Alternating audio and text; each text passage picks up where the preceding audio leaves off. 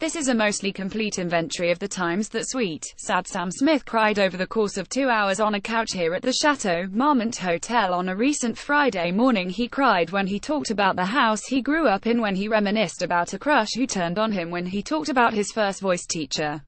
He cried when he talked about writing Pray, a song from his new album The Thrill of It All. He cried when he talked about the children he met in Mosul, Iraq, on a recent humanitarian mission, and then he looked down at the sparrow tattoo he got on his arm when he returned home, with Be Good, Be Kind written in Arabic beneath it, and he cried again.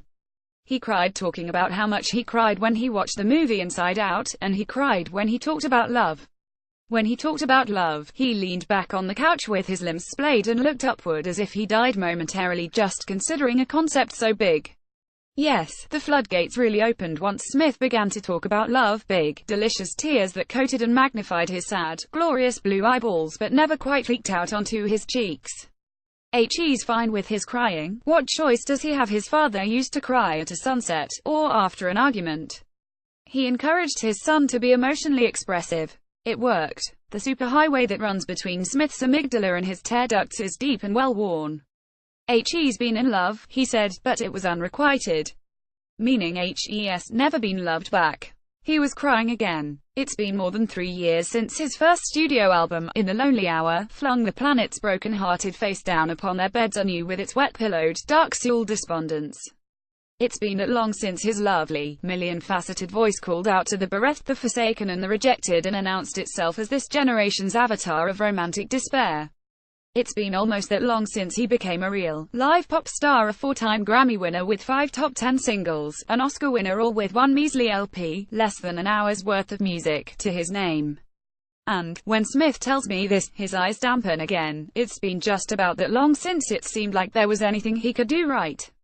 Sam Smith performing at the Oscars. Getty, he had been trying. Lord knows had been trying.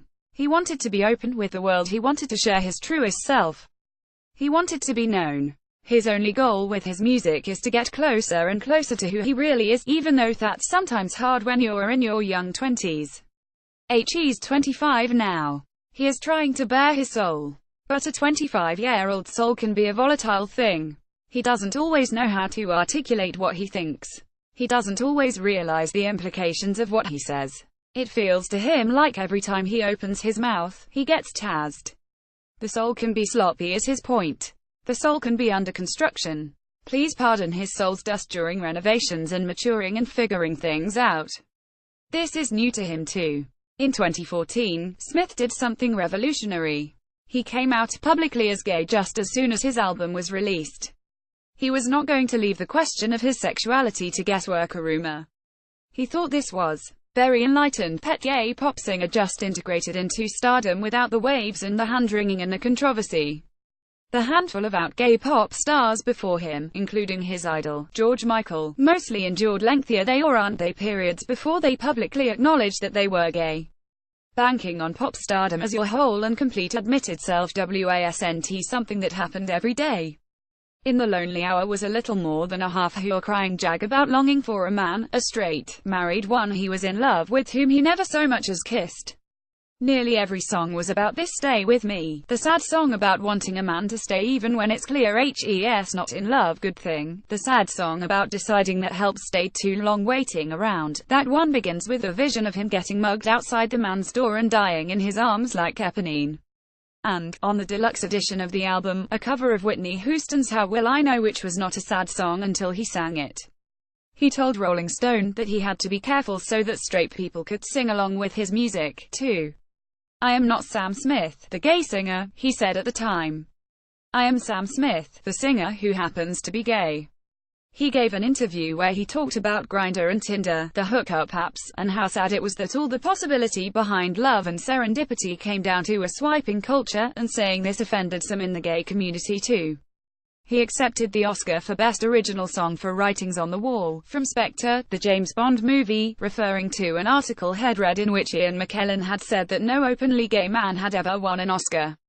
If this is the case, even if it isn't the case, I want to dedicate this to the LGBT community all around the world. Sam Smith in the new James Bond theme song. Well, he woke up the morning after the Oscars to an assassination's worth of ridicule, including from an openly gay man who had won an Oscar. The Verge called Smith's statement vague and inaccurate, saying if you're going to stump for a cause on stage, you need to come correct. Gawker, in an essay about Mr. Smith's gay conservatism, wrote his philosophy is, in short, to be gay, but not too gay.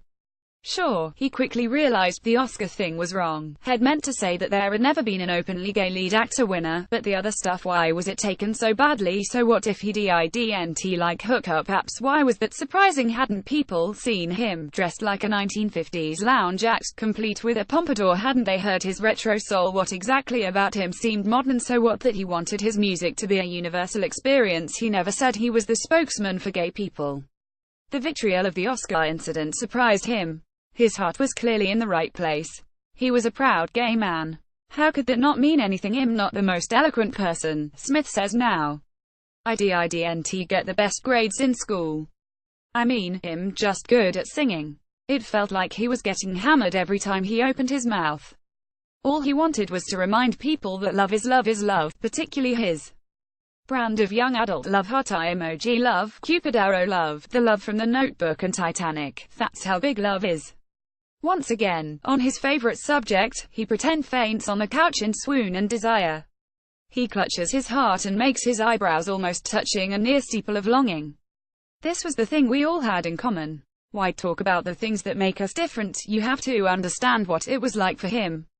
Smith was raised in Great Chisel, a village an hour and a half from London with a population of less than 700.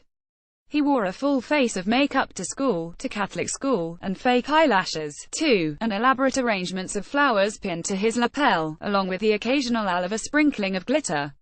Some kids were mean to him about his sexuality, but it was the making fun of his weight that bothered him. His sexuality was not a negotiation, his weight was. Sam Smith and Jimmy Napes with their Oscar trophies for Best Original Song. He grew up with two younger sisters in a pink house. There's a tattoo of its address around the C6 vertebra of his cervical spine. His bedroom walls were painted a shiny gold and his bed had a red silk duvet. He applied cheap, clumpy mascara each morning, and on the gold wall next to his mirror, he dabbed his mascara wand to rid it of excess. One day, in detention, someone told him about dream boards, and so he spent the hour making one to put up on his bedroom wall. There was a sketch of a Grammy there. He drew the back of his head performing to an arena. He came out when he was 10. Literally, someone at school said, "Are you gay?" And he said, "I am." His mother said she'd known since he was 3. Had always had very short hair, but when he was young, he used to make the gesture of pushing strands behind his ears, like it was long, or flicking imaginary hair off his shoulder. In the car, when the windows were open, he would pretend he'd gotten a hair stuck to his lips and pick it away. And it was all totally fine, even when it wasn't, even when the first boy he had a crush on said nasty, homophobic things to him that still make him cry. But he had a lot of friends. There were no other openly gay boys. He fell in love with straight boys.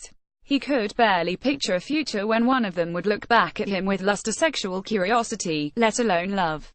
And still he was happy. He grew comfortable in his longing.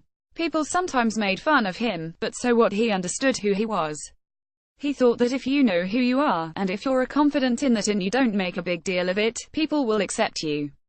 His parents signed him up for voice lessons when he wouldn't stop crooning throughout the house. He had a manager from the age of 11, then another, each promising him that he would become very famous very soon. It didn't happen. He moved to London, where he tended bar. One day, he met Jimmy Napes, who introduced him to his eventual managers, who in turn introduced him to the electronic duo Disclosure, with whom he recorded the vocals for Latch, Disclosure's single, and his breakout, in 2012. Justin Bieber speaks with Sam Smith during the Grammys. The rest, the album, the tour, it all happened fast. He woke up the day after the Oscars, saw the chaos online, apologized, and slunk off. Why wasn't this working? People loved his music, but they were turning on him.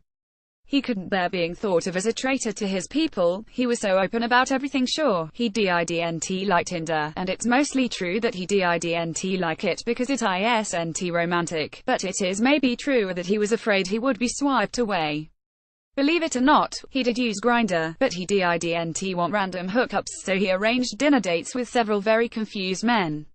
Then, one day, he went to Australia for a show, and afterward had a talk with his publicist there, Pet Gay Man who lives with his partner of 18 years.